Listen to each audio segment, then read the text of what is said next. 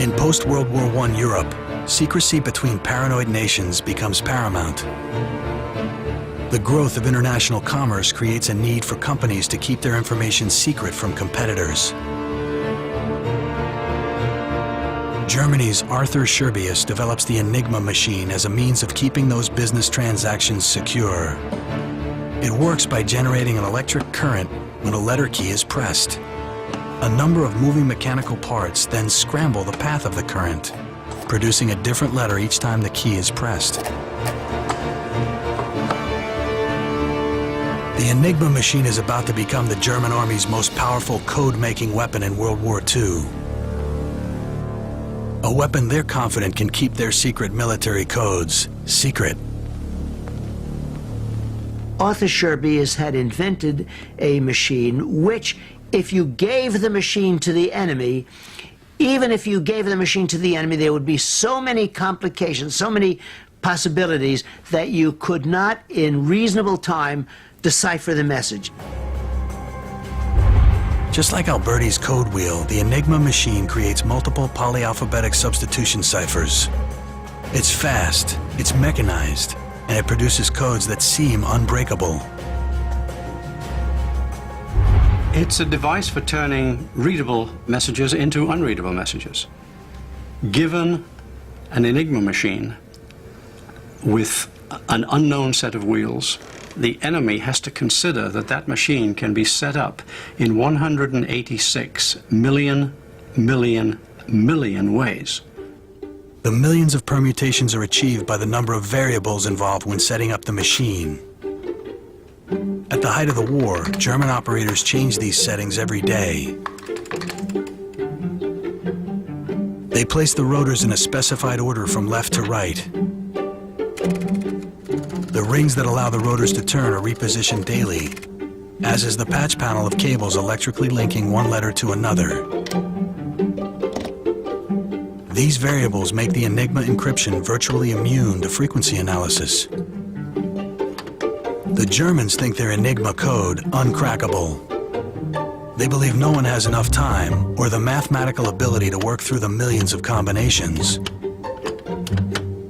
A coded message is created by typing the German plain text into the machine and then having the encrypted message transmitted via Morse code. With the outbreak of war in September 1939, Nazi-coded messages flood the radio airwaves. At the same time, British military intelligence is in the process of setting up the most secret place in wartime Britain. A place it hopes can crack the Enigma code. Bletchley Park, 50 miles north of London, becomes known as Station X. It's staffed by a hand-picked team of mathematicians and graduate scholars, including Alan Turing, one of the founding fathers of modern computing. Turing and his team are under extreme pressure to come up with some way, either mathematical or mechanical, to crack the Enigma code.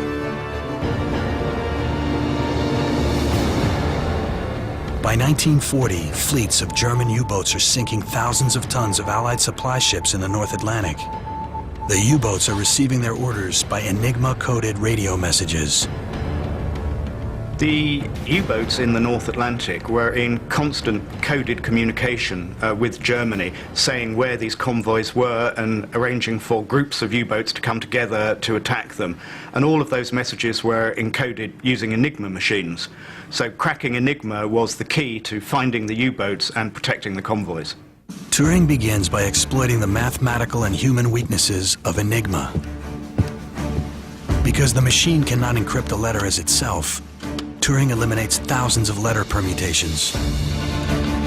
Combine this inherent flaw with the fact that lazy or tired operators sometimes forget to change their personal settings each day, and this lowers the odds further. But it's the daily weather forecast that gives the British their first major breakthrough. Every day the Atlantic weather is broadcast from the U-boats, and every day it follows the same format: wind speed, atmospheric pressure, and temperature. Seeing the same message layout each day gives Turing the idea of using what he calls cribs, educated guesses to what at least part of the message might say. This is a crib in German of a weather forecast from the Bay of Biscay region. The received encrypted message is placed against the German plain text. If any letters match up with themselves, S's as S's, V's as V's, then the crib is wrong, as Enigma can't encrypt any letter as itself. So they slide the message along until they find no matches.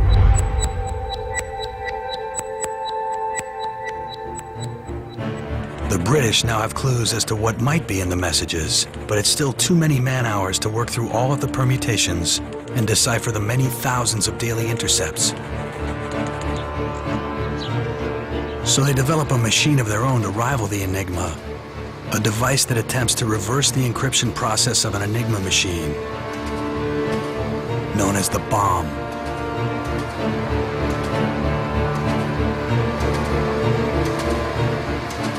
It operates like a search engine, number-crunching possible solutions to fragments of encrypted text.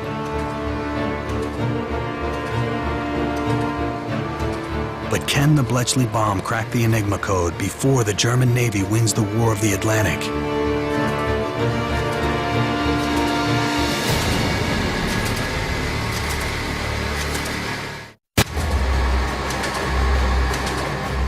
The British code breakers of Bletchley Park now have a weapon to defeat the Nazi Enigma machine, the bomb.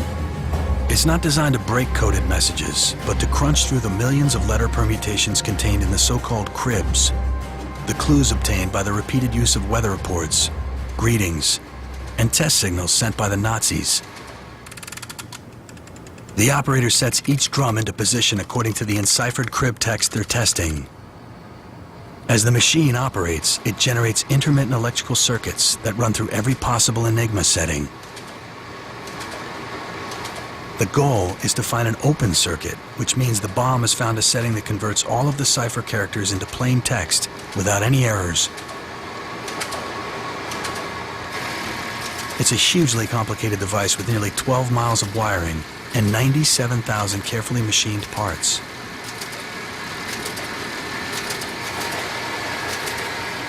This bomb has been reconstructed from plans and drawings over the past 16 years.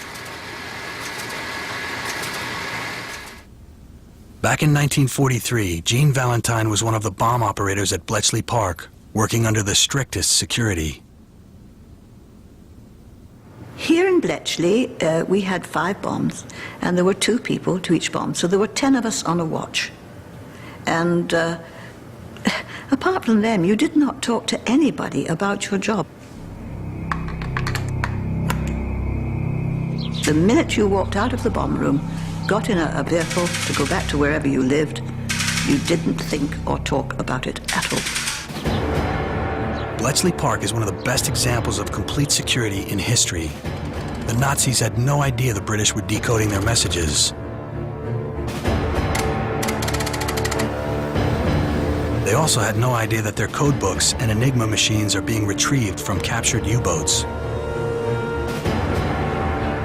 Turing and his team are working around the clock, cracking Enigma messages from U-boat positions to the location of reinforcements and feeding this information to the Allies.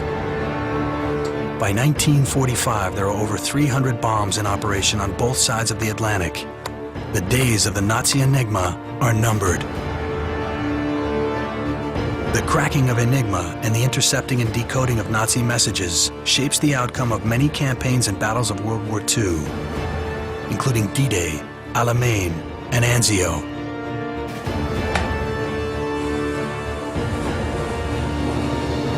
But it's perhaps the vital role of decoding the U-boat messages in the North Atlantic that saves the most lives.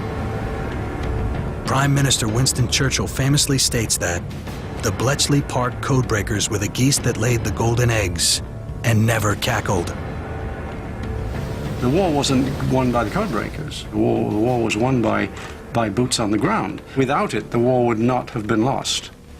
But on the other hand, with it, it was certainly shortened by a significant amount.